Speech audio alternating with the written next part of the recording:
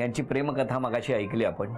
आता सासूबाई तुम्ही सांगा काय वाटतंय तुम्हाला आता, आणि आता सुनेबद्दल काय म्हणणं आहे तुमचं? सून बडबडी आहे खूप आणि चांगली आहे, हुशार आहे, व्यवस्थित आहे, चांगला संसार करेल. लग्नानंतर काय बदल झाला मुलामध्ये?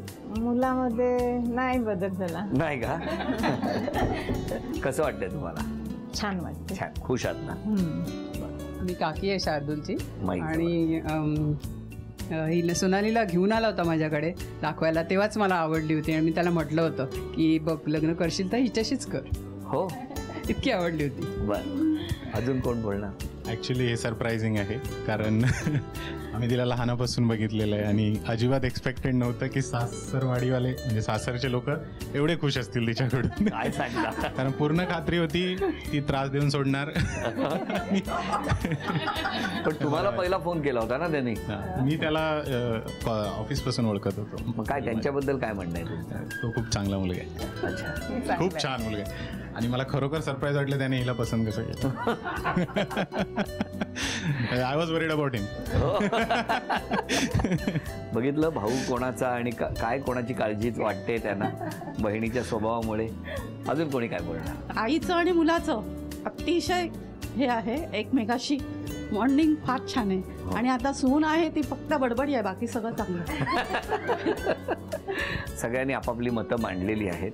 मला तुम्हाला विचारायचं आहे की आज जर क्षमा मागायची असेल तर कोणाची, आणि धन्यवाद द्यायचे असतील तर कोणाला?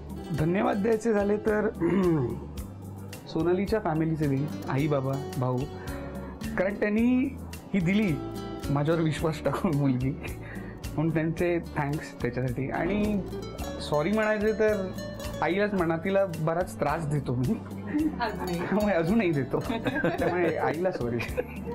आणि तुम्ही?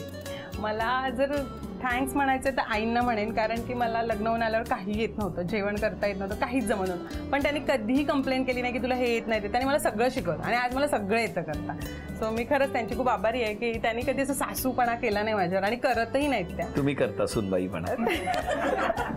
बरं बरं बरं, मी करते त्यांना डॉमिनेट.